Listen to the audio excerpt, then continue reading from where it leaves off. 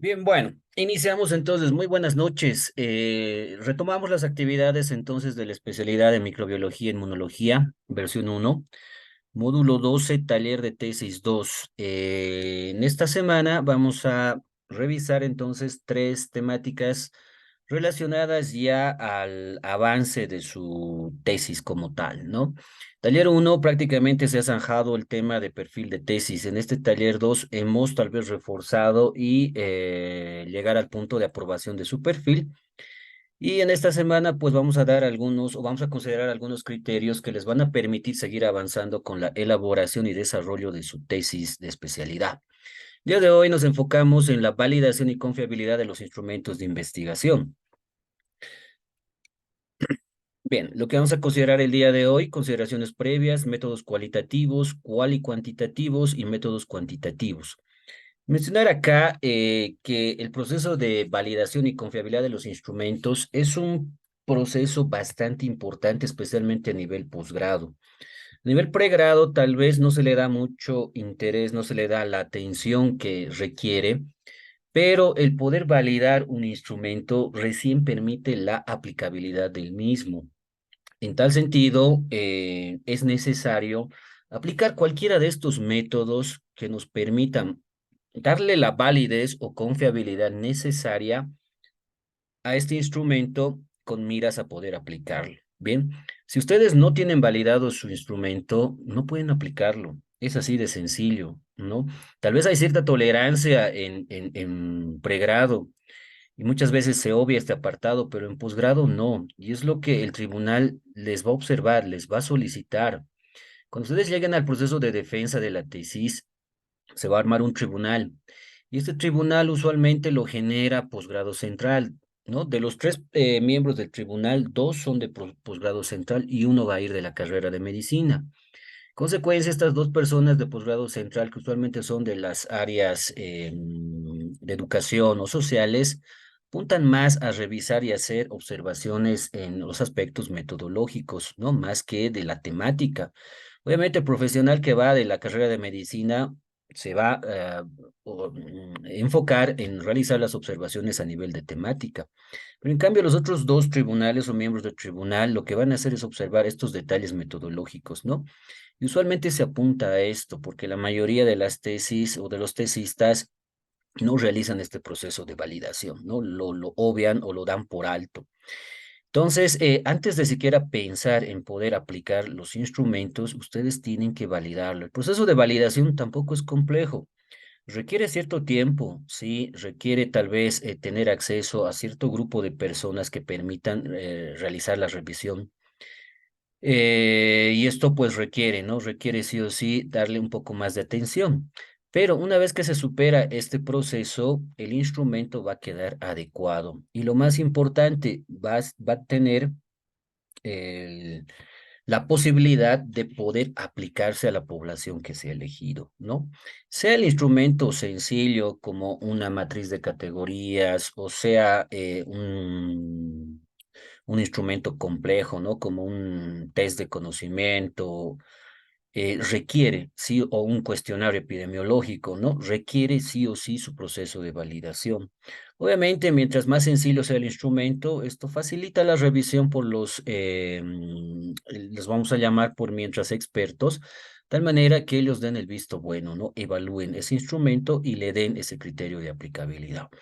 En ese sentido, pues yo les voy a mostrar tres tipos de métodos. Nos vamos a enfocar en los más puntuales, en los más usados en el ámbito de la investigación, de manera que ustedes elijan uno, ¿no? Y lo puedan aplicar.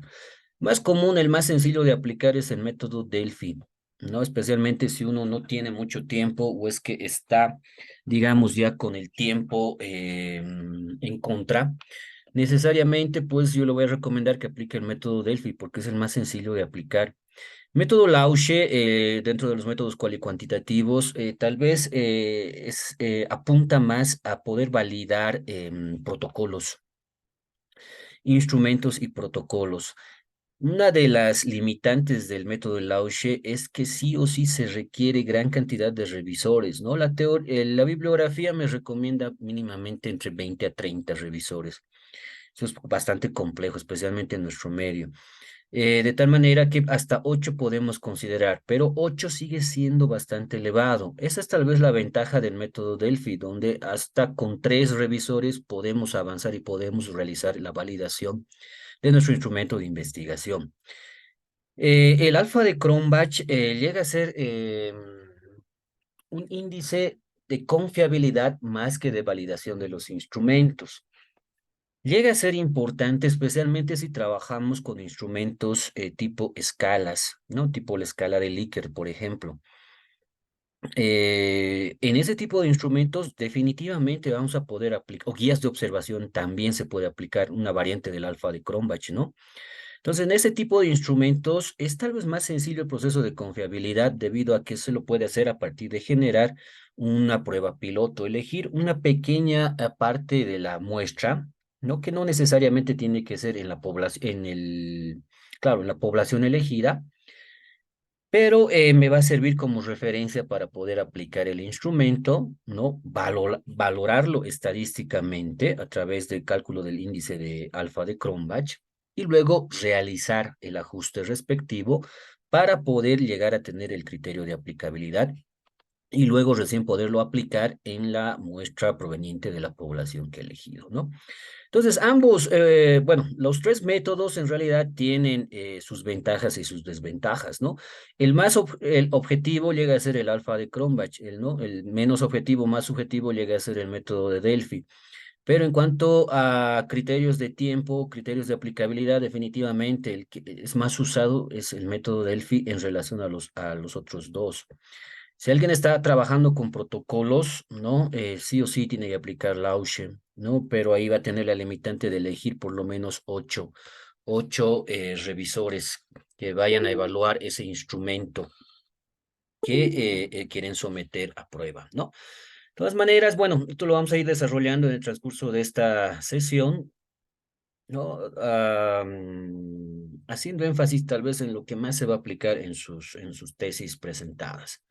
Bien, empezamos con las consideraciones previas. Tenemos que diferenciar dos conceptos, ¿no? Confiabilidad y validación. A veces los confundimos, a veces los manejamos como si fueran términos semejantes y en realidad sí son importantes en el proceso de investigación, pero un proceso muy distinto es calcular la confiabilidad en relación al proceso de validación. Lo que vamos a revisar primero concierne a la parte de confiabilidad. La confiabilidad de un instrumento se traduce como el grado en que un instrumento produce resultados consistentes y coherentes, es decir, en que su aplicación repetida al mismo sujeto u objeto produce resultados iguales. La confiabilidad y la validación se miden en una escala que va desde 0 hasta 1, donde lo ideal es obtener un valor por encima de 0,7. Resultados o valores por debajo de 0,7 hacen que el instrumento no sea confiable. Bien, no se va a poder aplicar. Debo realizar ajustes tal manera que ese índice o valor lo pueda elevar hasta más de 0,7, donde yo voy a encontrar una excelente confiabilidad y lo más importante, el criterio de aplicabilidad. Bien, ahí tenemos un ejemplo. Les voy a pedir por favor que controlen los micrófonos. Gracias. Bien, entonces ahí arriba tenemos un ejemplo, ¿no? Para tal vez entender mejor el concepto de confiabilidad. Tenemos un instrumento como el termómetro, ¿no? Mediante el cual podemos medir la temperatura, en este caso la temperatura ambiente. Si utilizamos un termómetro para realizar, ¿no? La medición de la temperatura ambiente en un determinado lapso de tiempo, deberíamos apuntar a encontrar resultados cercanos, ¿no es cierto? Es decir, si yo mido la temperatura ambiente al mediodía en pleno Prado de la ciudad de La Paz, es probable que yo halle, ¿no? Un valor de 22 grados Celsius. 10 minutos más tarde debería encontrar un valor semejante, ¿no? Puede variar un poco, 21, 23, ¿no? 20, pero un valor que se acerque o asemeje al primer valor medido.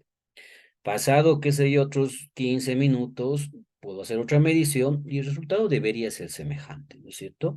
En ese caso, pues mi instrumento es confiable porque está produciendo resultados consistentes. Pero ¿qué pasa si ese termómetro, ¿no? En un momento lo aplico, lo uso, mido la temperatura ambiente a una temperatura de 22 grados Celsius. Lo aplico unos minutos más tarde y hallo este valor, 5 grados. Un poco más tarde, 40 grados, ¿no? Entonces, son resultados incoherentes, inconsistentes. Tienen una elevada tasa de variación. En consecuencia, algo está pasando obviamente con ese instrumento, ese termómetro no está calibrado, ese termómetro simplemente no sirve. En consecuencia, no lo puedo aplicar. Ese instrumento no es confiable. Lo mismo va a pasar con nuestros instrumentos ya en el ámbito de la investigación. Yo voy a utilizar instrumentos, ¿no es cierto?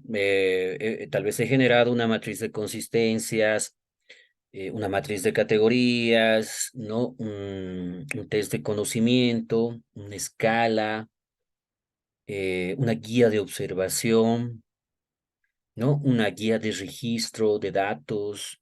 Bueno, mucho dependerá de las variables que he elegido para elegir pues una técnica y un instrumento adecuado, ¿no es cierto?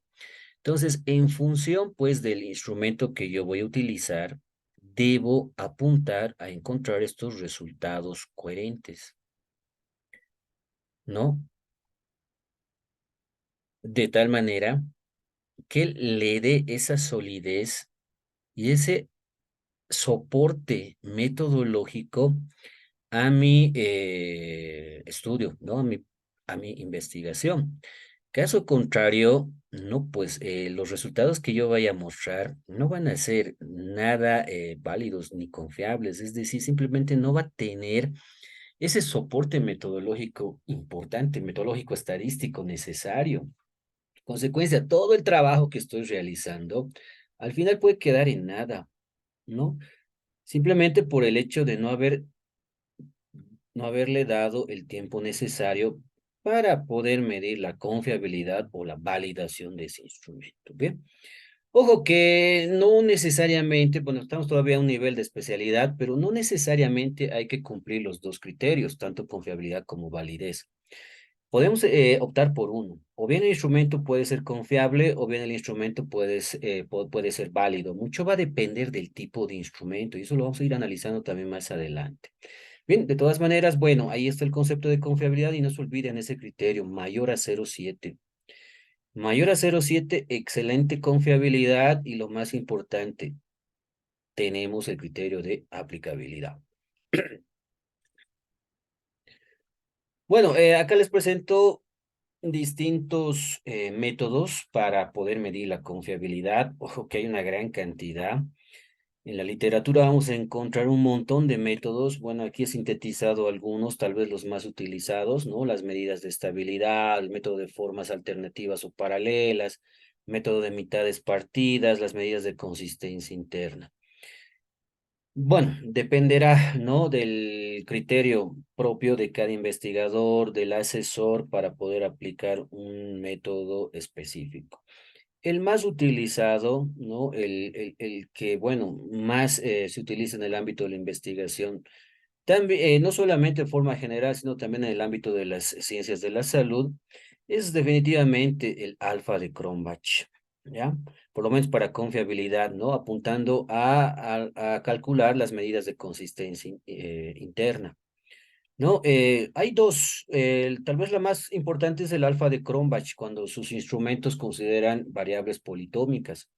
Y si fueran dicotómicas, su variante, que es la fórmula 20 de Q de Richardson, ¿no? El KR20. Cualquiera de estos dos los podemos calcular en un paquete estadístico convencional como el SPSS. Tal vez la ventaja de poder calcular Cronbach o Q de Richardson es trabajar con una pequeña parte de la muestra de la población, ¿no? Es decir, llevar adelante una prueba piloto. Con esta prueba piloto, nosotros podemos involucrar hasta un máximo de 10 participantes donde vamos a aplicar, ¿no? Nuestro instrumento, vamos a hacer el vaciado en cualquier paquete estadístico y vamos a proceder a realizar el cálculo de estos estadísticos, ¿no? Y de esta manera, en función de su resultado, pues vamos a poder, ¿no? Darle criterio de confiabilidad. De todas maneras, ahí tienen otras opciones, ¿no? La confiabilidad por test, retest y la R de Pearson, coeficiente de correlación producto-momento de Pearson, Spearman Brown, la fórmula de Rulon y Goodman, etc. Entonces, hay una gran cantidad de métodos que ustedes pueden aplicar. Validez, validación. Nuevamente, por favor, controlen la activación de su micrófono, por favor. Bien, apuntando a la validación, lo propio, ¿qué es la validación? Grado en el que un instrumento en verdad mide la variable que se busca medir. Muchas veces, más que la confiabilidad, buscamos la validez de nuestro instrumento porque realmente no queremos apuntar a medir realmente la variable que hemos elegido. Bien, hay que tener mucho cuidado en este aspecto porque a veces hay confusiones, ¿no? Especialmente les doy el caso, bueno, aquí justamente tenemos el ejemplo, ¿no? Un instrumento válido para medir la inteligencia debe medir la inteligencia y no la memoria. Otro ejemplo que soporta este ejemplo, ¿no? Viene a ser la elaboración de un instrumento que permita medir el conocimiento, por ejemplo, ¿no? El nivel de conocimiento y no así tal vez la opinión de la persona. Entonces, dependerá pues del tipo de variable que he elegido involucrar en mi investigación para poder generar un instrumento adecuado, ¿no? Y en ese caso, no, si es que el instrumento es el adecuado, pues este instrumento va a ser válido. ¿Y cómo sé que estoy realmente trabajando un instrumento que va a medir lo que realmente quiero medir como variable? Pues el investigador va a tener una ideología y a veces es complicado romper esa ideología, no hacerle entender que se está equivocando. Es por eso que se requiere pues revisores externos. Es por eso que para la validación, tal vez el que más se aplica es el método Delphi, donde elegimos nosotros un grupo de expertos que puedan evaluar, ¿no? El instrumento que hemos generado, obviamente dándole los antecedentes metodológicos y de esta manera, ¿no? Ellos direccionen mejor ese instrumento con la finalidad de poderlo validar y posteriormente aplicar. Bien, y muchas veces, bueno, por lo menos la experiencia que yo tengo en la carrera de enfermería ha sido bastante en el ámbito de la validación, ¿no? Donde se han generado, por ejemplo, instrumentos para medir el nivel de conocimiento versus instrumentos para medir, ¿no? La opinión de una persona. Entonces, muchas veces, bueno, voy a ser más claro, más objetivo con el ejemplo que les quiero dar, ¿no? Si yo quiero medir el nivel de conocimiento sobre una determinada temática, supónganse bioseguridad, voy a ir generando, pues, el instrumento que voy a generar va a ser un test de conocimiento. Y este test de conocimiento, ¿cómo lo tendría que elaborar? Generando cierta cantidad de preguntas en función de mis indicadores, ¿no es cierto? Y esas preguntas pueden ser elaboradas a manera de un test, ¿no? Es decir, pregunta uno, ¿cuál es el concepto de bioseguridad? ¿No? Inciso A, le voy a dar una opción. Inciso B, otra opción. Inciso C, otro resultado. De esas tres opciones, pues una tiene que ser la correcta, ¿no? Y el sujeto que está sometido a prueba, pues elegirá cuál cree que es el correcto y después yo lo evaluaré y le asignaré una nota respectiva, ¿no? Ahí estoy midiendo el nivel de conocimiento. Pero, ¿qué pasa si yo genero un instrumento, ¿no? Donde le hago preguntas del siguiente tipo, ¿no? Número uno, ¿conoce usted sobre bioseguridad? ¿No? Respuesta, sí, no. Dos, ¿conoce sobre la clasificación de los residuos sólidos generados en un centro de salud? ¿No? Respuesta, sí, no. En ese tipo de instrumento donde involucro ese tipo de preguntas, no estoy midiendo el nivel de conocimiento, ¿no es cierto? Estoy midiendo más la percepción de la persona. Entonces ahí tengo dos variables totalmente diferentes y tal vez mi propuesta es, ¿no? Determinar el nivel de conocimiento sobre temas de bioseguridad, ¿no? Etcétera, etcétera. En realidad no lo estoy haciendo. Más bien lo que estoy haciendo es medir la percepción. sobre temáticas de bioseguridad, ¿no? En esa población. Entonces, de esa manera hay que ir generando instrumentos, pues, que sean adecuados, que realmente apunten a medir la variable de interés, lo que realmente me interesa medir y no nos salgamos del contexto, ¿no? Y eso justamente en enfermería lo hemos trabajado bastante, les comento. Ha habido siempre ese problema donde los instrumentos que generaban apuntaban más a medir la percepción que el nivel de conocimiento. Y bueno, con este proceso simplemente de validación, donde, bueno, se ha sometido el instrumento que tenían a un grupo de expertos, se le ha podido aclarar al tesista de tal manera que ha tenido que encaminar nuevamente, ¿no? Su instrumento para poderlo aplicar y realmente apuntar a la variable de interés, ¿no? Y no estar midiendo otra variable que no compete, que no está relacionado a su objetivo, a su pregunta, a su título. La validez o validación también es una escala que se mide entre 0 hasta 1, donde lo ideal como mínimo es obtener una nota de 0,7, ¿no? Un valor de 0,7. Valores por encima de 0,7 tienen una excelente confiabilidad y lo más importante, aplicabilidad. Los valores por debajo de 0,7 tienen confiabilidades, ¿no? Distintas, pero no son aplicables. Bien, tendré que hacer ajustes en función de las observaciones que me den hasta poder llegar al criterio de confiable y aplicable. Bien, bueno, ahí también tenemos varios métodos, ¿no? Validez de contenido, de criterio, de constructo. Acá tenemos la validez de juicio de expertos, o también conocido como el método de Delphi, ¿no? Tenemos también coeficiente de contingencias, Sperman-Brown, Pearson, Cronbach, Aiken.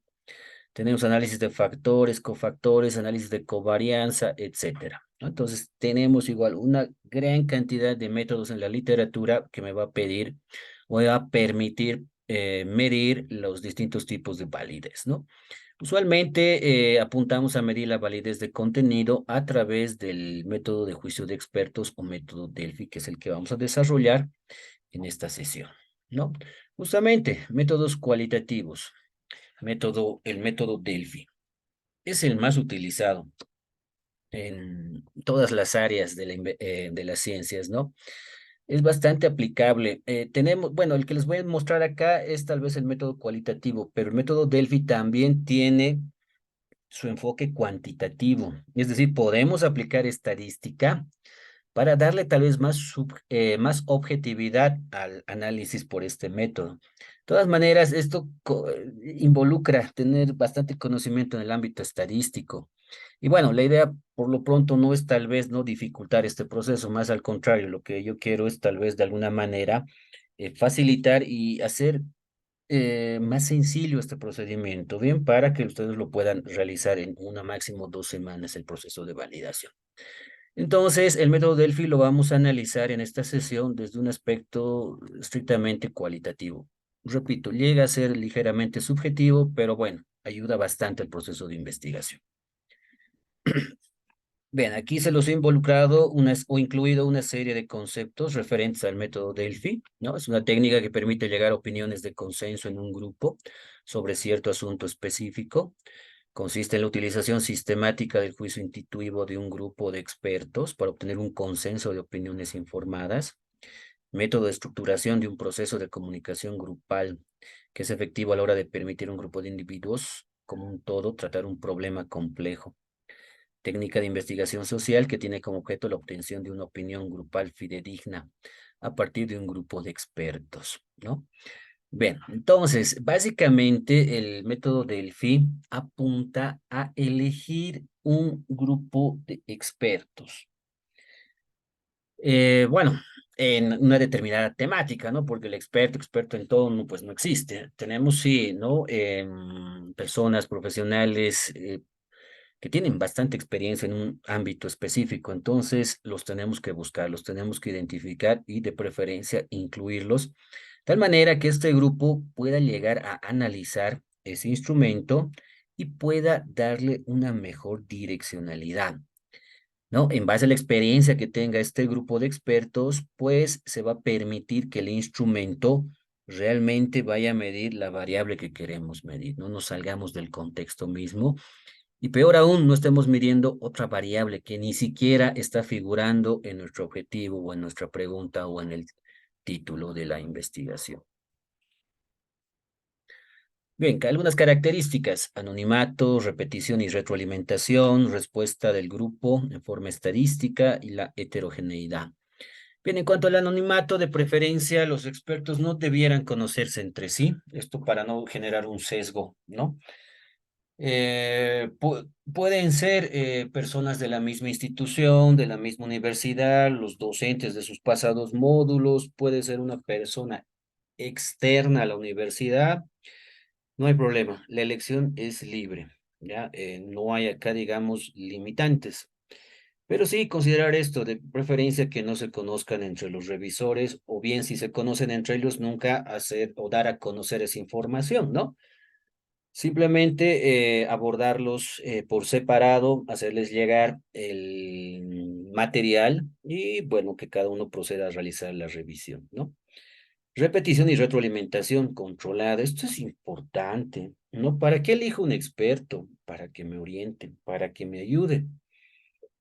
Entonces, de hecho, la experiencia que tiene este revisor va a permitir, pues, que observe o generar ciertas observaciones en mi instrumento, ¿no? Por más experiencia que yo tenga en algún ámbito, puede que se me escapen ciertos detalles.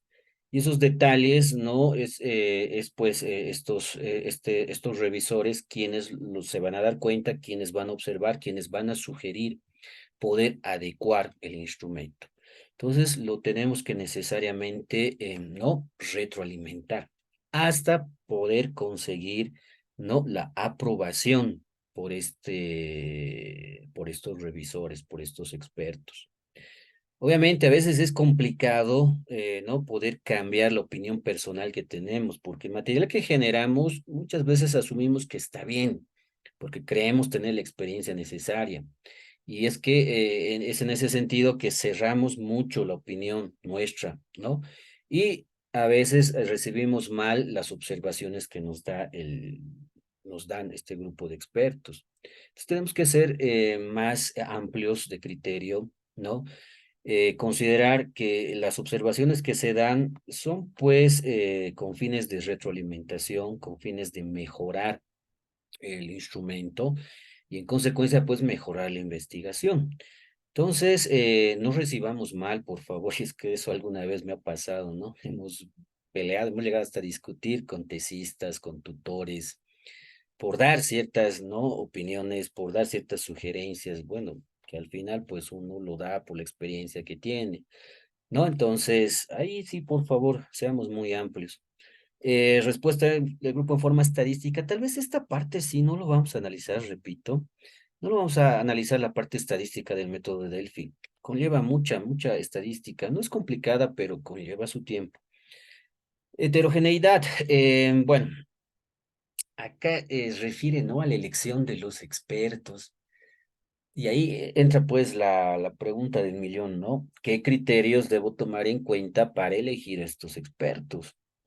Los criterios son amplios y les voy a mostrar más adelante algunos de los criterios que se tienen que tomar en cuenta. Y de preferencia, ¿no? Como dice acá la sugerencia, debieran ser de determinadas ramas y de sectores geográficamente dispersos. La sugerencia, esto como sugerencia, porque a veces es complicado. Me ha pasado por experiencia propia, ¿no? Al validar unos instrumentos de una tesis que estaba elaborando, pues uno de los expertos que yo identifiqué, bueno, que inicialmente vivía acá en el Alto, ¿no? Yo había perdido contacto con él y después de 5 años lo he querido volver a encontrar para que haga la revisión de mi instrumento, pero resulta pues que ya estaba trabajando en Tarija. Bueno, pese, ¿no? A las facilidades que nos dan las redes sociales, ha sido un poquito complicado, pero y ha tomado su tiempito, casi un mes, pero en ese mes estar detrás de él, ¿no? Enviar material, volver a enviar las correcciones, me ha llevado tiempito, pero bueno, ha sido muy fructífero, por lo menos para la tesis que yo estaba elaborando, muy fructífero. En ese sentido, pues si ustedes pueden, háganlo. Si ustedes tienen un conocido, qué sé yo, que está trabajando en otro departamento, en otra localidad, en otra ciudad, que les colabore, ¿no? Y si no, pues bueno, tampoco nos compliquemos, podemos trabajar con el entorno, ¿no? De preferencia, pero que no sean de la misma institución, por lo menos eso tenemos que variar. Ustedes pueden elegir uno de sus expertos de la institución donde están trabajando, tal vez otro de la universidad y otro tal vez de otro hospital o de otro centro, ¿no? Que de esta manera pues haya mayor variabilidad, mayor se amplíe, ¿no? El criterio que tienen estos revisores. Bueno, vamos a empezar por acá, tal vez la selección de los expertos, que es lo que estábamos hablando hace un momento, ¿no? Ahí tenemos algunos criterios: coeficiente de competencia, el prestigio, conocimiento sobre el tema, grado científico, experiencia profesional, interés por la temática, dispersión geográfica. Entonces son criterios que yo debo tomar en cuenta para elegir a cada uno de mis expertos, ¿no? Mm, el coeficiente de competencia se lo calcula. Se lo calcula a través de una fórmula. Les voy a pasar, por favor. Justo ahorita no lo tengo, no sé dónde está. Lo voy a buscar, les voy a pasar. Se lo calcula a través de una fórmula en función de un cuestionario que se aplica. Y ahí tengo el coeficiente de competencia, ¿no? Valores por encima de 0,8. Este coeficiente va entre 0 a 1. Valores por encima de 0,8, pues hacen que ese experto tenga el criterio de elegibilidad. Prestigio, obviamente esto, bueno, tengo que necesariamente conocer el entorno, la temática, y obviamente si esta persona pues tiene bastante aporte académico, científico, ha publicado libros, ha publicado artículos científicos, de hecho tiene un prestigio, ¿no? Y de hecho pues yo debiera elegirlo como parte de mi revisor, de mi tribunal revisor, ¿no? Conocimiento sobre el tema, esto obviamente igual se puede evaluar a través, ¿no? De la generación de producción intelectual. El grado científico, aunque esto les comento es bien relativo. A veces nos recomiendan, ¿no? Algunas instituciones son bien cerradas en este ámbito. Nos solicitan que busquemos el revisor que tenga el mismo grado académico o superior en cuanto al título, ¿no? Entonces, a veces se complica bastante poder encontrar, ¿no? Bueno, en el caso de la especialidad no hay mucho problema. Podemos nosotros referir a alguien que tiene especialidad o que tiene, digamos, maestría. Pero en el caso del doctorado se vuelve pues bien complejo poder encontrar a alguien que tenga el grado académico, ¿no? De doctorado y encima tenga la experiencia en la temática, porque a veces no hay. Y yo he pasado por ese problema, les comento. Ha sido bien complejo poder encontrar mis revisores. Lo bueno aquí en la UPEA, en este punto, hay tolerancia, les comento, ¿ya? Por lo menos la experiencia que yo tengo en el doctorado es que sí se ha aceptado revisores que no necesariamente tengan el grado académico de PhD, ¿no? No, algunos, no, basta que tengan tal vez mayor experiencia profesional, prestigio y conocimiento sobre la temática, entrando a un segundo, tal vez a un ámbito no tan necesario ni requerible esto del grado científico. En el caso mío, por ejemplo, para el doctorado, he trabajado con tres revisores. Dos de ellos tenían el grado de magíster, pero de mucha experiencia en el ámbito que a mí me interesaba, ¿no? En el ámbito de la parasitología, en el ámbito de la farmacología. Y el tercero era un naturista que tenía el grado de técnico superior, ¿no? Pero es justamente esta tercera persona el que tenía, ¿no? El grado de técnico superior, el que tal vez ha realizado mejores aportes a mi propuesta, porque yo justamente estaba trabajando en este ámbito, ¿no?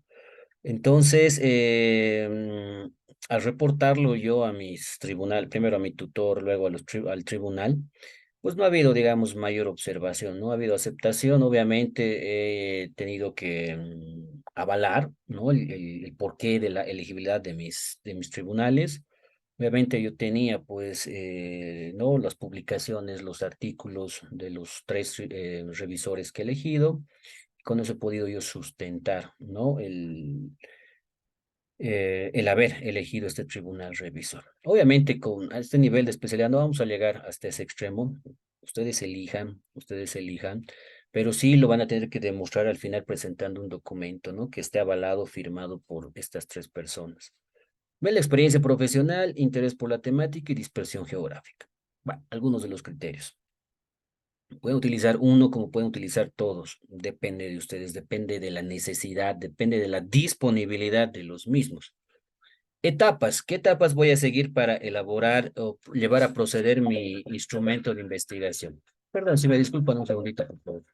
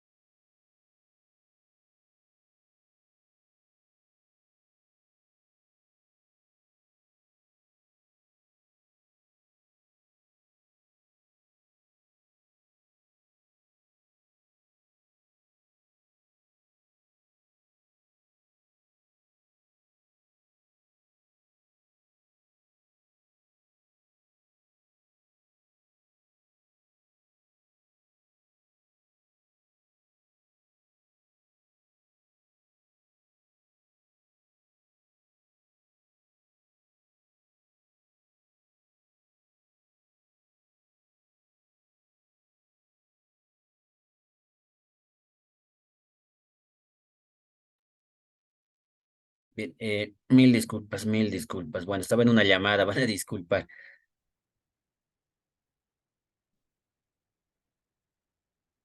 Bueno, aclarando los mensajes que enviaron, ¿no? Justo estaba en una llamada, por favor, sí, ya, pero ya culminé. Bueno, etapas. Estamos, bueno, en la parte de cómo debo llevar adelante el proceso de validación.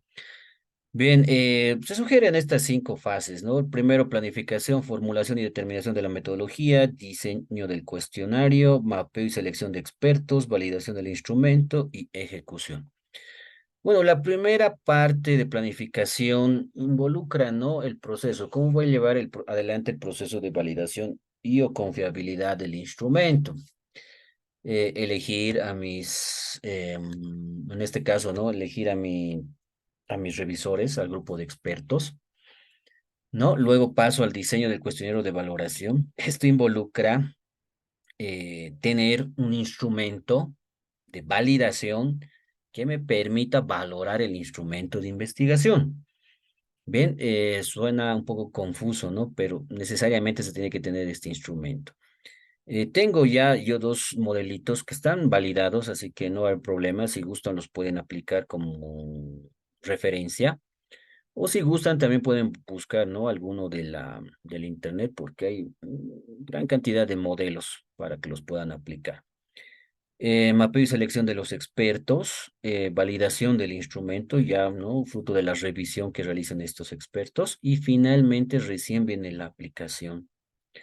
Entonces, todo este proceso se tiene que seguir con la finalidad de poder aplicar el instrumento, ¿no? Poder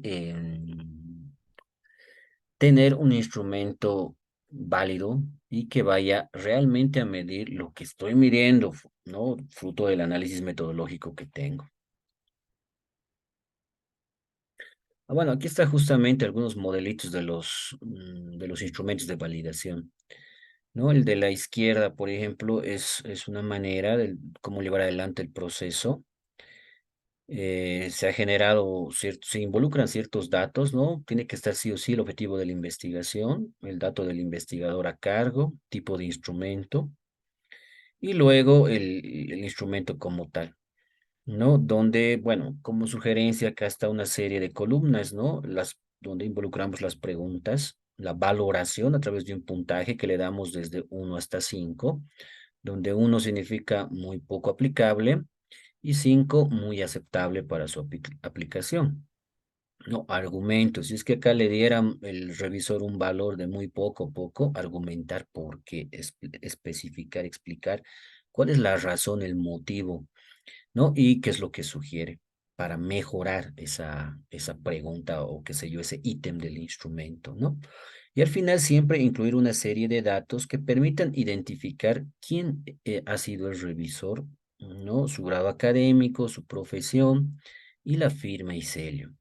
Justamente estas hojitas, una fotografía de estas hojas de validación, ustedes tienen que incluir en el apartado de anexos, ya en la tesis, ¿no? Y esto justamente pues va a ser un antecedente, ¿no? Que permita demostrar que ustedes realmente han llevado adelante todo el proceso de investigación. O bien, bueno, esta otra opción lo hemos tenido en la experiencia que tuvimos en enfermería, ¿no? Una nota o carta de validación de instrumentos. Obviamente han aplicado su instrumento, pero lo han centralizado tomando en cuenta, ¿no? A los revisores que han validado ese instrumento con grado, nombres, apellidos, ¿no? Firma y sello. Y este, pues, entonces es una prueba objetiva de que esa persona, ese tesista, en su momento ha llevado adelante el proceso de validación, ¿no? Esto es importante poderlo incluir, por favor, en su investigación. Bien, ya sea que ustedes involucren todo el instrumento de validación o un centralizador, deben hacerlo necesariamente. Ya les decía, van a ver tribunales que vienen de posgrado central y usualmente apuntan a poder verificar estos elementos, ¿no? Ver el proceso de validación, más que todo poder demostrar el proceso de validación, porque yo puedo decir en la defensa, si alguien me hace la pregunta, no, si yo he aplicado el método Delphi, he elegido a tales personas, ¿no? Con esas características, el primero me ha dado un valor de 0,8, el segundo de 0,9, el tercero de 0,9, etcétera. Y el tribunal me va a preguntar, luego me va a decir, ¿no? ¿Dónde está la prueba? Demuéstrenlo. ¿Qué voy a hacer? No voy a decir hace rato, no, es que no me han dado, es que me he olvidado, ¿no es cierto? No, usted responde, váyase a la página, qué sé yo, 180, anexo número 3, revíselo, ahí está, ¿no? La prueba clara del proceso de validación. Listo, con eso ustedes, ¿no? Se liberan de esta observación, que créanme que es más que seguro que les van a realizar, ya en todas las defensas que he estado presente acá en la UPEA, en enfermería, en medicina, usualmente apuntan a esto. Bien, acá tengo otro formatito. Acá, esta es una encuesta aplicada para la selección de los expertos, ¿no? Se incluyen ciertos datos a manera de introducción, donde puedo incluir el objetivo general, algunos datos de interés que necesito del revisor, del tribunal, del experto, ¿no? Nombres, apellidos, experiencia laboral, título académico, grado científico, cargo, lugar, etcétera. ¿No? Otro parámetro importante, bueno, esto es una calificación, ¿no? Autocrítica del revisor en base a la experiencia que tenga, ¿no? Entre 1 a 10. Y luego una autovaloración también en función de ciertas fuentes de argumentación donde el mismo revisor se va a calificar entre alto, medio y bajo. Puedo utilizar como referencia si gustan o simplemente no elegir a alguien por la experiencia, publicación, antecedentes que tenga. Acá a la derecha tengo otro formatito, otro instrumento de validación, ¿no? Donde tal vez es un poquito más concreto, más sencillo, pero igual me va a dar los criterios de aplicabilidad, ¿no? De revisión. Este tal vez es más genérico. El anterior que les mostré, este de acá, es más detallado porque apunta a medir cada pregunta o ítem, que es tal vez lo ideal, ¿no? Sería lo ideal que que me puedan valorar cada pregunta o ítem, ¿no? Yo tengo, qué sé yo, 10 preguntas en en mi instrumento, 10 ítems, entonces pues que me valore cada uno de ellos. Así yo voy a especificar cuál está observado y tratar de mejorarlo. Pero este también es válido, les comento, es más genérico. Obviamente el análisis se da sobre todo el instrumento, enfocándonos en estos aspectos, ¿no? Adecuación, pertinencia, redacción, número de ítems, contenido, donde voy a ¿no? Considerar muy adecuado, bastante adecuado, adecuado, poco adecuado, nada adecuado, ¿no? Y luego, pues, solicitar los motivos, la justificación del por qué esa persona me lo ha calificado como nada adecuado, poco adecuado o solamente adecuado, ¿no? De tal manera que esto me retroalimente y permita mejorar el instrumento, subsanarlo y luego volverlo a someter a la evaluación por este tribunal revisor. Al final de cualquiera de estos documentos necesariamente incluyan estos elementos, ¿no? Una escala de calificación donde el revisor les vaya, ¿no? Calificando, les vaya valorando. De tal manera que si yo llego a obtener un puntaje mayor al 70%, sí pueda decir pues que mi instrumento es válido y es aplicable, ¿no? Que sería lo ideal. Luego, obviamente, los apellidos, nombres, grado académico y la profesión del revisor, y esto es importante, ¿no? La firma y el sello del mismo.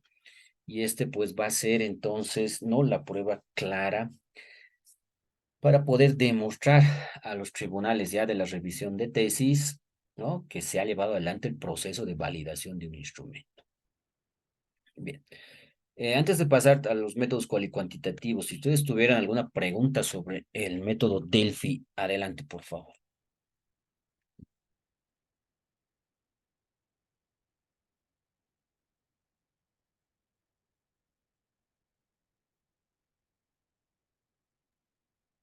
Buenas noches, doctor. Una pregunta.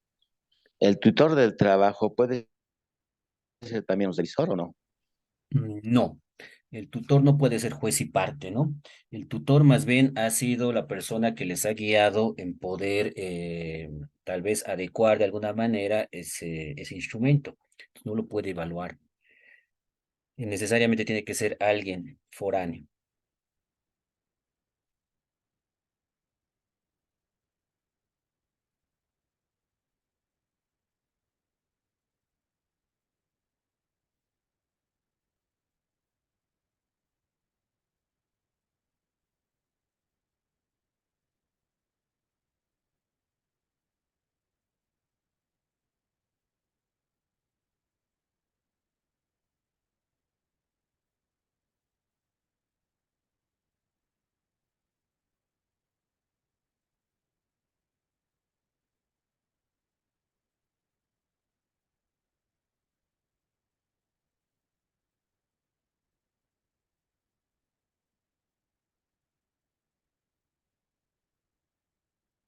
Bueno, continuamos entonces. Métodos cual y cuantitativos, el método de Lauche.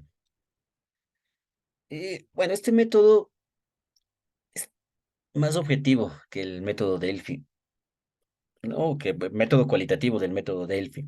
Porque bueno, ya se le va aplicando cierta estadística, ¿no? Y hay cierto razonamiento matemático que nos va a permitir calcular de forma más objetiva un índice, un valor que va a permitir valorar el instrumento mismo, ¿no?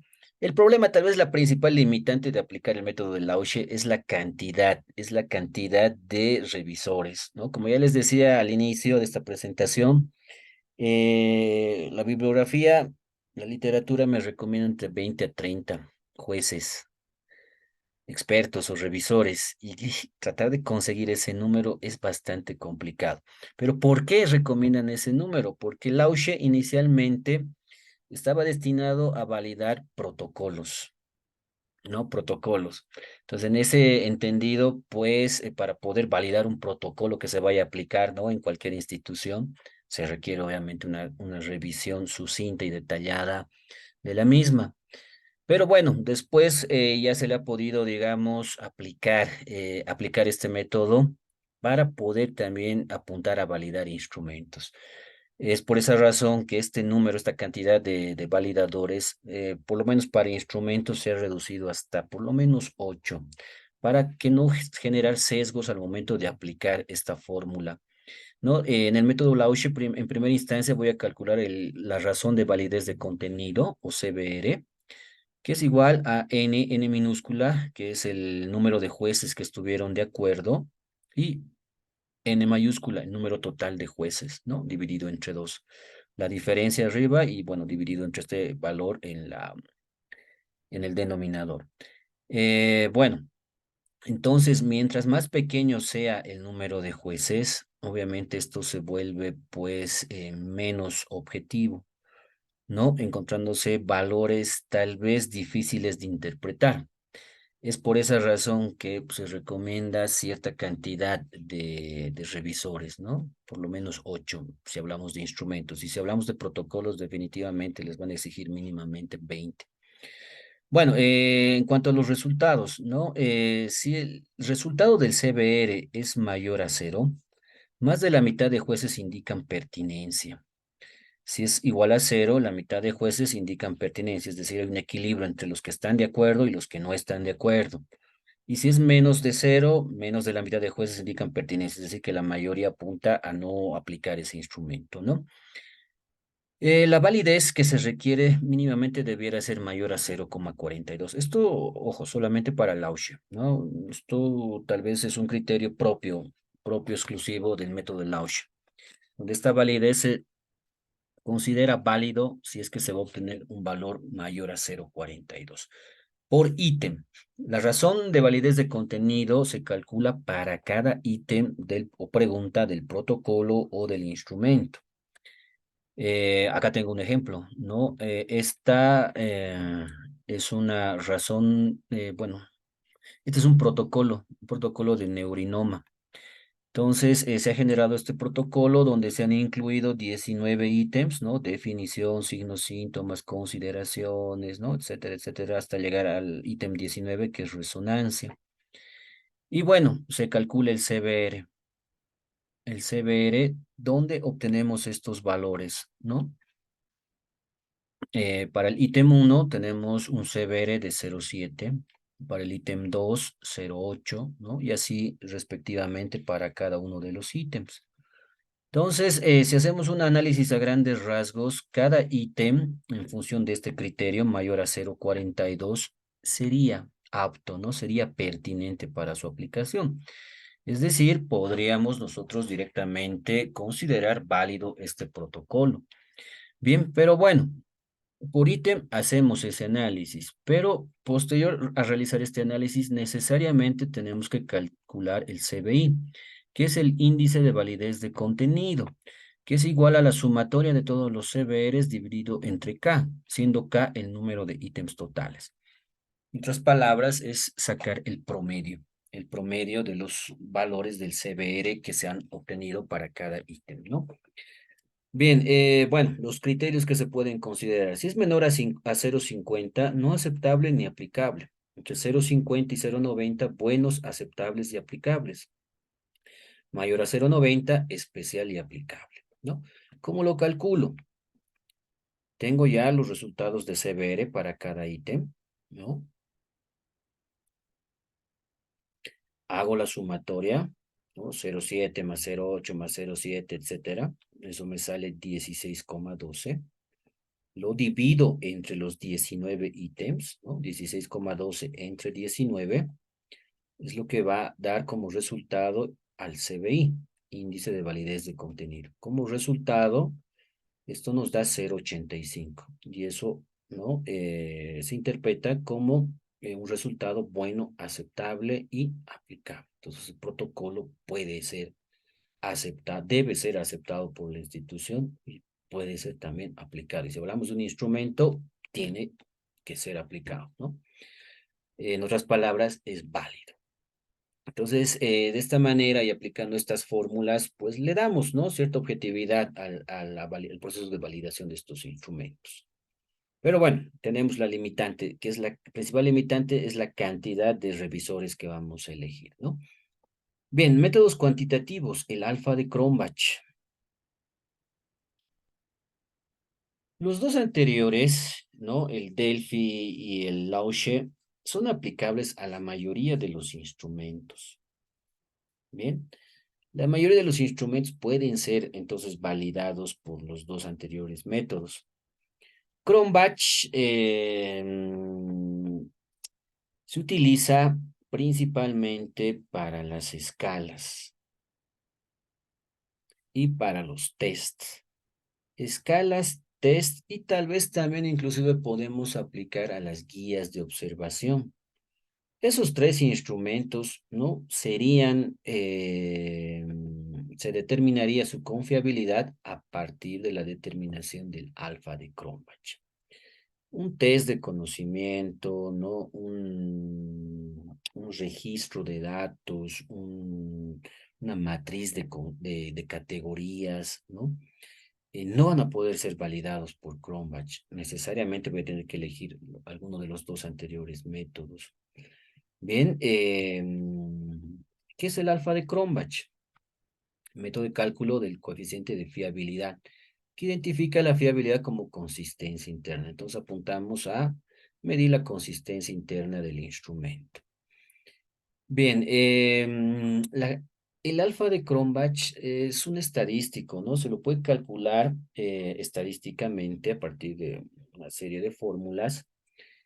Y bueno, ¿no? Hoy en día la ventaja de contar el cálculo directamente en algunos paquetes estadísticos, ¿no? Tal vez ustedes saben utilizar el SPSS, entonces directamente lo podemos calcular ahí. Para esto, previamente se requiere sí o sí llevar adelante una prueba piloto, ¿no? Entonces, de esa manera voy a poder determinar el alfa de Cronbach. Si el instrumento involucrara variables dicotómicas, ¿no? Se utiliza una variante de Cronbach que es el Q de Richardson KR20 o KR21. Bueno, el fundamento estadístico es semejante a Cronbach. Bueno, no tendría sentido llevar adelante, ¿no? El presentar las fórmulas y el proceso de cálculo, porque es un proceso nomás que lleva su tiempo. Pero sí es sencillo su cálculo en algún paquete estadístico, ¿no? Los ejemplos que yo les voy a mostrar justamente son matrices que se han obtenido del SPSS, donde ya les explico el ejemplo que se ha seguido para poder calcular el alfa de Cronbach en esa propuesta, ¿bien? En cuanto a la interpretación, ¿no? Igual que hace un momento, la escala va entre 0 a 1 y es aceptable si se obtuviera un valor mínimo de 0,7 o 70%.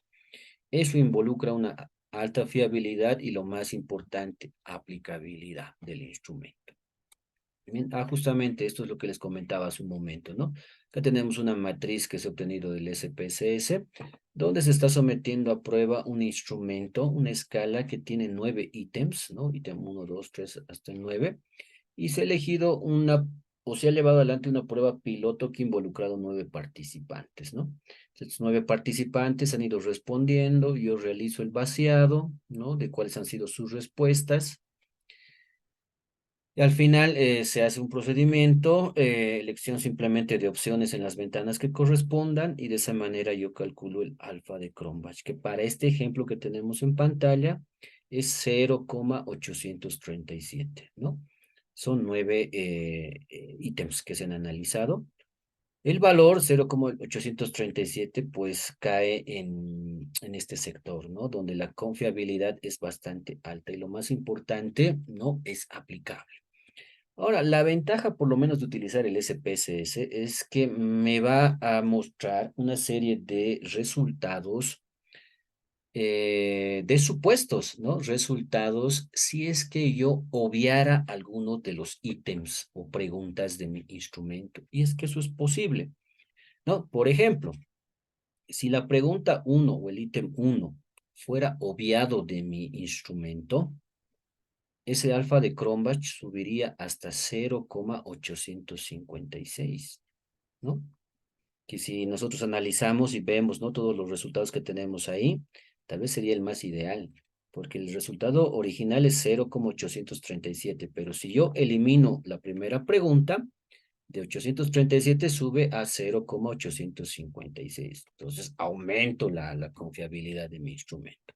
Pero para este caso no es necesario, ¿no? ¿Por qué? Porque de inicio ya el resultado del alfa de Cronbach ya es confiable y tiene una buena confiabilidad. Entonces, no requiero eliminar ninguno de los elementos, ninguno de las preguntas, ¿no? Pero imagínense un supuesto de que mi resultado fuera de 0,690. Si fuera 0,690, pues ya caería, ¿no? Acá una confiabilidad buena, pero no aplicable, ¿no? En ese caso, necesariamente, pues voy a tener que hacer un análisis en función de las opciones que me da para poder tratar de eliminar como máximo, bueno, esto va a depender de la cantidad de preguntas o ítems que tengan, pero que no vaya más allá de las dos preguntas con la finalidad de poder incrementar ese resultado del alfa de Cronbach. Y de esta manera, ¿no? Tal vez existe la opción de que si yo elimino cierta pregunta, mi alfa de Cronbach pase de 0,690 a 0,710. Y en ese caso he llegado al límite por lo menos inferior de confiabilidad y con eso justifico pues que mi instrumento sea aplicable, ¿no? Podemos jugarnos y eso es, digamos, esa es la ventaja que me da el SPSS. Lo aplico, realizo el cálculo y bueno, pues me dan estas opciones, ¿no? Pero como les digo, es muy limitada su aplicación, ¿no? Tests, escalas y tal vez guías de observación. Más no les comento. Si lo aplican esto a un test de conocimiento, ¿no? O lo aplican, qué sé yo, a una matriz de categorías, nos vamos a encontrar con resultados muy disparados, tal vez que no tengan ningún tipo de relación. Y por más que yo vaya eliminando preguntas, no voy a poder alcanzar el nivel mínimo de confiabilidad que me solicitan, ¿no? Entonces, ese es tal vez, digamos, el problema de poder aplicar el alfa de Cronbach. De todas maneras, bueno, si es que alguien está considerando incluir escalas, test o guías de observación, acá tiene su opción, ¿no? Bueno, eso sería entonces en cuanto al proceso de validación. Si ustedes tuvieran alguna pregunta, adelante, por favor.